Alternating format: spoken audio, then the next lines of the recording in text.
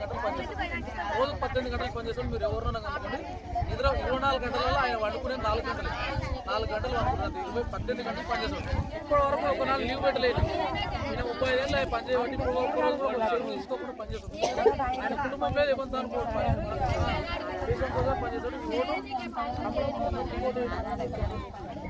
ప్యాడ్లో మేము దిగే అన్నకు ఇవ్వడాన్ని ఈమెను గెలిపిస్తే ఈయన గెలిచినట్టే. ఎందుకంటే ఈ ఓటు ఈమె గెలిపిస్తే ఈయన కేసు ఈ పైన వీవీప్యాడ్లో వచ్చేది ఉంటుంది కదా 11 తారీఖు సోమవారం నాడు ఈ పైన ఫస్ట్ మీద గుర్తు ఇదే ఉంటుంది.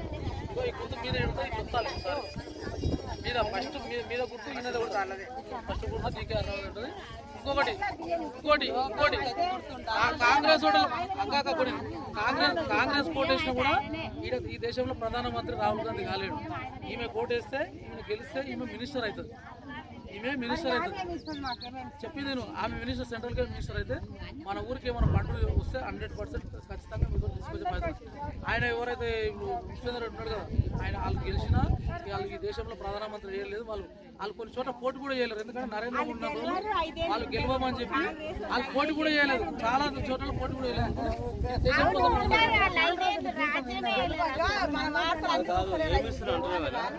ఇప్పటికీ మన సర్పంచ్ ఉండు కదా, మన సర్పంచ్ చెత్త బండి మోడీ వస్తాయి, చెట్లు మోడీ వస్తాయి, బాత్రూమ్ మోడీ వస్తాయి. మొన్న కరోనా టైంలో ఒక్క లీడర్ రాలే, 1500 ఒక్కొక్క ఆడవిలకు అకౌంట్లు వేసిండు. వేసిండా లేదా? 500 వేసిండు, 500 వేసిండు, 1500 వేసిండు 3 సార్లు. దేశంపాటిలో కొండేటిపల్లిలో షాద్నగర్లో ఓటు కాదు, దేశం ఓటు. ఈయన పైన దేశం మనం బాగుపడతాం. కరోనా టైంలో మనకు సూదులు ఇచ్చినాక సూదులు ఇచ్చిండు, ఆ సూదులు ఇవ్వకుంటే మీరు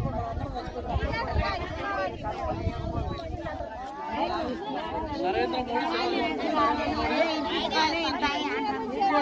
చెప్పింది నేను చెప్పింది ఏమంటున్నా, నరేంద్ర మోడీ సూది అది ఒక సూది 6000 రూపాయలు ఖర్చు వస్తుంది. మన కాలం 2 సార్లు 3 సార్లు ఇచ్చేసాడు. అంటే నీకు ఆల్రెడీ నీకు గెలవకుండా నీకు 12,000 రూపాయలు చెందినాడు. సూది ఇస్తే కూడా నువ్వు బయట ప్రజలు పెట్టి తాగని నరేంద్ర మోడీ 100 రూపాయలు తీసుకోలేదు. ఈయనను మన దేశంలో ఎక్కిరించిన అందరూ బయట దేశాల్లో ఉంటారా, నువ్వు ఏదో మీ దాని గుంపులు చచ్చిపోతారు మీరు అంటే ఆ దానికోసం టెక్నాలజీతో వాడి మనమే 10 ఇంకా వేరే దేశాలకు సప్లై చేసిండు ఇంజక్షన్. మన దేశంలో ఉన్న అందరికీ కూడా కరోనా సూచన ఇప్పించాడు. అట్లా మనకు లబ్ధి పొందిస్తాడు ఆయన. అంతేగాని డబ్బు రూపంగా కానీ మన ప్రజల కోసం ఎలక్షన్ అయిపోయినాక ఆయన కూడా ఊరితో ఆయనకే సంబంధం లేదు. ఆయన అన్నయ్య మాత్రం ఏవి రావు, వేస్ట్. పైన మోడీ ఇవ్వండి, ఆయన రేవంత్ రెడ్డి 1 రూపాయి ఇవ్వడు. పైన తండ్రి ఎందుకు కొడుకు ఏడంగా ఇస్తాడు. ఫస్ట్ ఈయన పైసలు మనకు పంపించాలి రాష్ట్రానికి, ఈయన ఏం తేడంగా ఇస్తాడు. ఫస్ట్ మోడీని గెలిపిస్తే మనం మంచిగా బాగుపడతాం.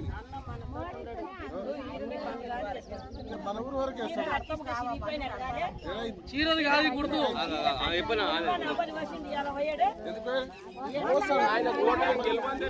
కాదు.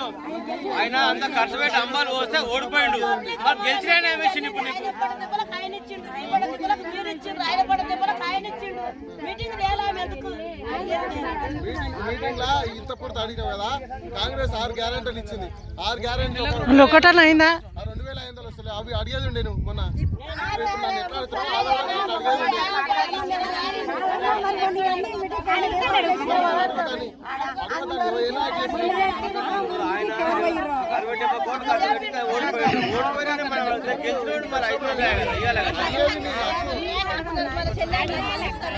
ఎలక్షన్ పోవడానికి బంద్ ఉన్నాయి. ప్రతి సంవత్సరం చీరలు వస్తాయి, ప్రతి సంవత్సరం అంబలు మా ఇంటి కానీ వస్తాం. ప్రతి ఇంకా 4 ఏళ్ళు కంపల్సరీ అంబలు వస్తాం. ఈ రాఖీ పండుగ మళ్ళీ చీరలు కూడా ఇస్తాం. ఇది మాత్రం బంద్ కాదు, గెలిచినా ఓడినా కంపల్సరీ. ఆయన మాట్లాడుతున్నారు కదా, మరి గెలిచినా ఇవ్వచ్చుగా ఒక చీరే పోయొచ్చుగా.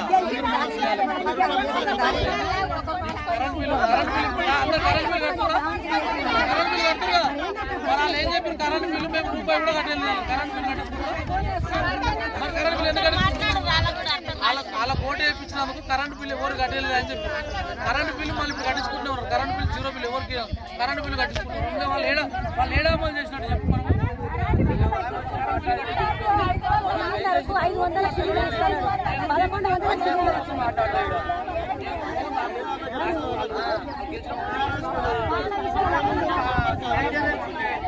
ఇంట్లోకి వచ్చింది ఆమె పక్కన ఉంటుంది జాయింట్ మనకు ఇప్పుడు ఏదైనా ఓడిపోయి మళ్ళా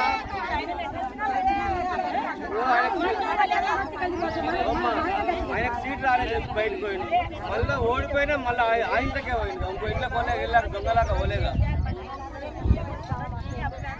ఆల్రెడీ మొన్న ఓట్లు అయిపోయినాయి అదేమన్నా ఉంటే వాళ్ళతో మాట్లాడాలి అది రాష్ట్రంలో ఈ ఓట్లు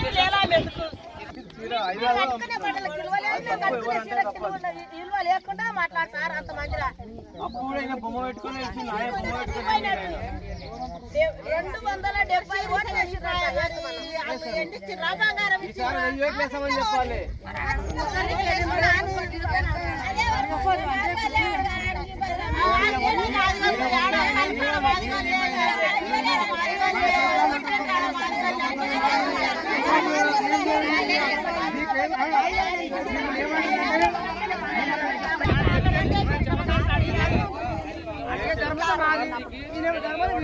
అంతేగాని ఆయన నిలవడం నిలబడవచ్చేమో